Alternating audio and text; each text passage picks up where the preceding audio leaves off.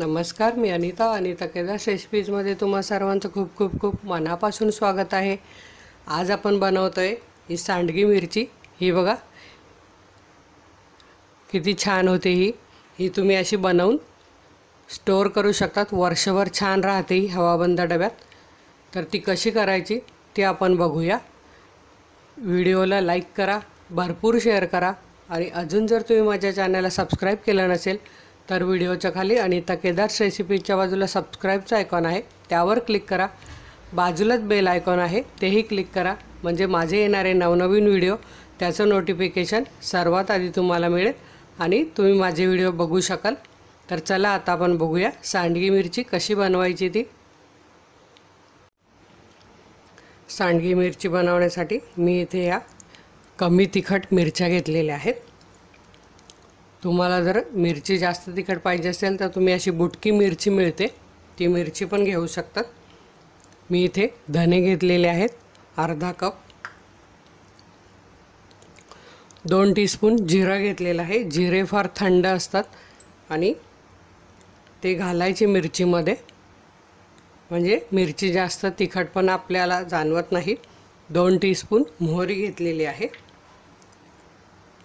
पाव चमचा हिंग आणि अर्धा चमचा हळद घेतलेली आहे। आपण इथे घालणार आहोत 1 टीस्पून तेल, अर्ध्या लिंबाचा रस 1 टीस्पून घेतलेला आहे। याने चव सुरेख लागते आणि मिरची कमी तिखट होते। आणि मीठ घेतलेलं आहे चवीप्रमाणे। आता आपण याचा मसाला आधी बनवून घेऊया। मोहरी घालूया, जिरं घालूया आणि धने घालून घेऊया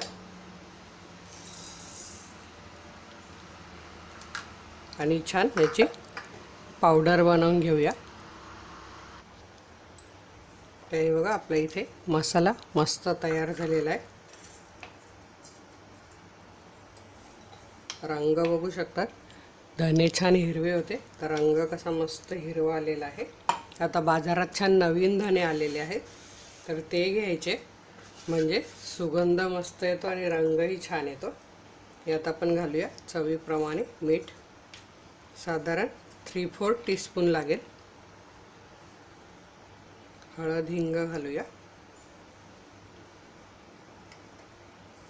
छान मिक्स करूया आपण हे। आता यात आपण हे तेल पण घालून घेऊया, म्हणजे मसाला छान मिरचीत तसाच राहतो, बाहेर सुटत नाही। आणि लिंबाचा रस, याने मिरचीची चव मस्त लागते लिंबाच्या रसाने।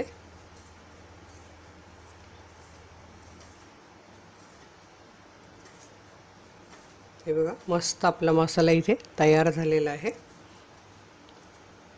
आता आधी मी तुम्हाला दाखवते मिरची कशी कापायची ती। ही बघा, ही इथे मिरची आहे, याला असा चीर एकाच साईडने पाडायची आहे, दोन्ही साईडने नाही, पाठच्या साईडने नाही गेली पाहिजे, वरच्यावर अशी चीर पाडून घ्यायची आहे। आणि हे बघा असं यातलं बी, जर तुम्हाला तिखट आवडत असेल तर तुम्ही ठेवू शकतात, पण मी काढून टाकते। आणि आता यात आपल्याला असा मसाला छानपैकी भरून घ्यायचा आहे, पूर्ण भरला गेला पाहिजे, असं दाबून दाबून मस्त भरायचं आहे, म्हणजे ती मिरची आपल्याला जेवणाबरोबर खायला मस्त लागते। खूप अप्रतिम लागते ही मिरची। ही अशी बनवून ठेवली तर मस्त वर्षभर टिकते आणि आपल्याला जेव्हा पाहिजे तेव्हा आपण ही अशी फ्राय करून खाऊ शकतो।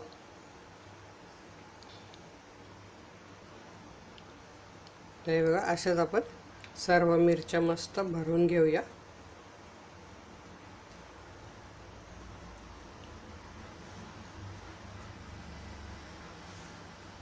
मिरची कापताना अगदी अलगद कापा, म्हणजे पाठच्या साईडने कापली जाणार नाही, अशी पाठची साईड पूर्ण पाहिजे, म्हणजे आपलं हे मसाला त्यात छान राहील। अशा मी सर्व मिरच्या भरून घेते। इथे तुम्ही बघू शकतात आपल्या मिरच्या भरून तयार आहे। आता आपल्याला ह्या सुकवायच्या आहे, तर एक 4-5 दिवस कडकडीत उन्हात छान सुकवून घ्यायचा आहे। त्यानंतर याचा रंग छान सोनेरी रंगाचा होणार आहे आणि मग ते आपल्याला वापरण्याकरता उपयोग होणार आहे, खाण्याकरता सॉरी। तर आता ह्या मी तुम्हाला 4-5 दिवसांनी कशा सुकतात ते दाखवते मी।